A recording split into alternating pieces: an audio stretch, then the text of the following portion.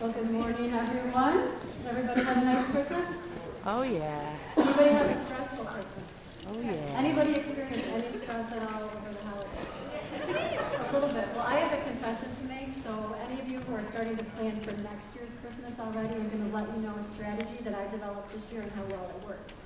I decided, instead of getting stressed out like a month or so before Christmas, that I would wait until the very last minute before I did any of my shopping, any of my planning, or any of my baking, because that way I just experienced like 3 days of stress and I wouldn't have to worry about it the rest of the month. My strategy didn't work. Let me tell you, on Monday or Sunday, I was supposed to start my shopping and realized the weather was really bad and the roads were bad, so I couldn't go. So I thought, well, I'll start my holiday baking. Well, I hadn't gone to the store to get things to decorate the cookies, so I had to call my neighbor Rhonda Stauffer and go borrow the supplies from her in order just to bake. Monday, shopped most of the day. Monday night shopped. Tuesday, shopped most of the day. Do you realize that to go to Kohl's, that when you check out, even after only shopping for half an hour, that the lines can be up to an hour and a half long? And do you know that leaving Kohl's parking lot 2 days before Christmas, it can take you an hour just to get out of the parking lot? My husband called me and he's like, what's taking you so long? What's taking you so long? It's like, obviously you've never done this 2 days before Christmas. The kicker was, the night before Christmas Eve, my daughter and I were wrapping all of, well, 3/4 of the presents. I still had more to get on Christmas Eve. We're wrapping the presents, just about done, and we adopted this dog in August. He's an outdoor dog that we were training to be an indoor dog. The dog runs into the house over the Christmas tree. I thought, wow, he's never seen presents. The next thing I know, bleh, he throws up over all the presents. My youngest son said, Mom, it smells like poop.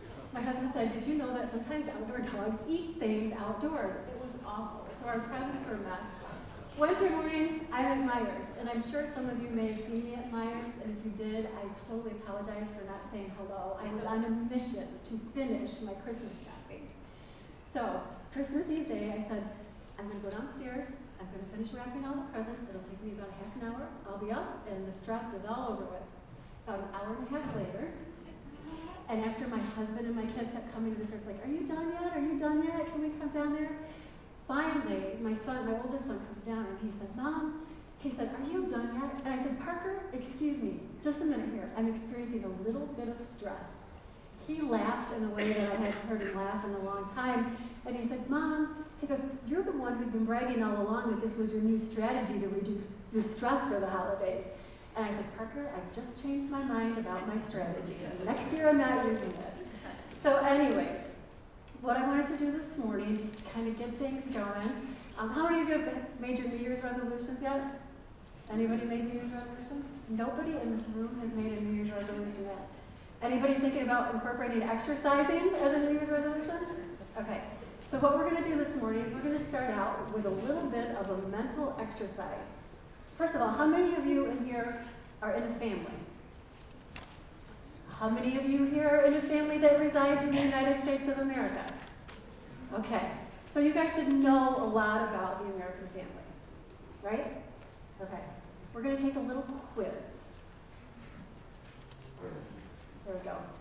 What percent of adult children in the United States rank family as very important to their own personal happiness? 37, 53, or 75%? You can shout out the answers. This is A, B, C. The answer is 75%, and this is higher than most other countries. I was surprised. Question number 2. The number of adoptions in the United States have increased by 50% since 1979. True. You can shout out the answers. True. Okay. True answer is false. Actually, the number of adoptions in the United States have decreased by 50% since 1979. I was shocked at that statistic. The golden age of the family was in the 1950s because families were more traditional then than they are today.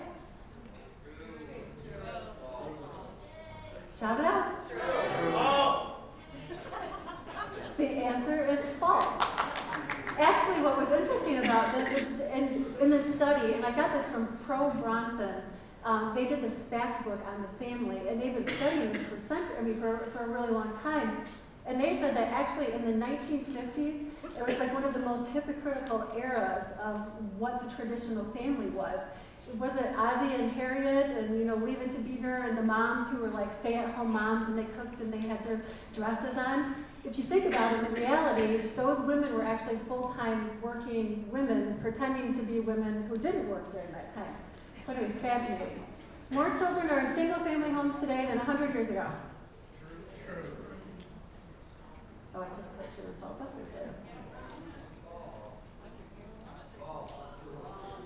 True answer, the right answer is false. There were 1 out of every 4 children 100 years ago were in single-family homes. Stay-at-home, okay, this is a good one, this is a really good one. Stay-at-home moms spend more time interacting with their kids than full-time working moms. I don't want to start a war here between working moms and stay-at-home moms, because I'm one of these moms. What do you guess?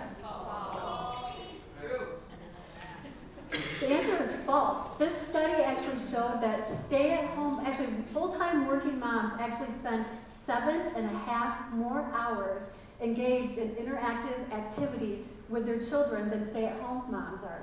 And you know the reason is? Because full-time working moms, the study also showed this, and it was a relief to me, sacrifice their housework and don't worry about that and do more with their kids. So my husband is probably relieved to know that was true. John, I hear you out there. What % of adult children in the USA call their mom once a week? How many of you in this room call your mom once a week? Okay. 39% or 69%? 69% of adult U.S. American children call their moms once a week. I've not heard of that statistic, unfortunately. What % of adult children in the USA say that they're very close to their moms? Think about how many of you are very close to your mom. C.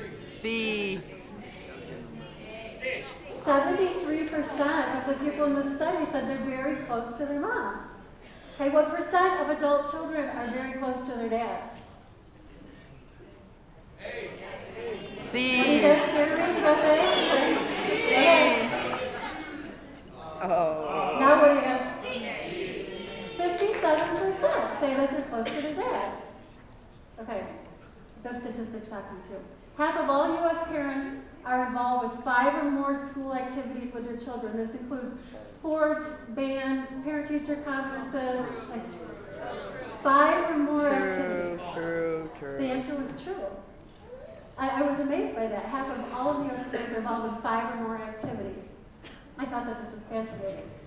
So anyways, this morning what we're going to be talking about, we're going to be talking about the family. And as you've seen in the quiz, some of the statistics surprised me as well. So my question to you this morning is, what exactly do we define as a family?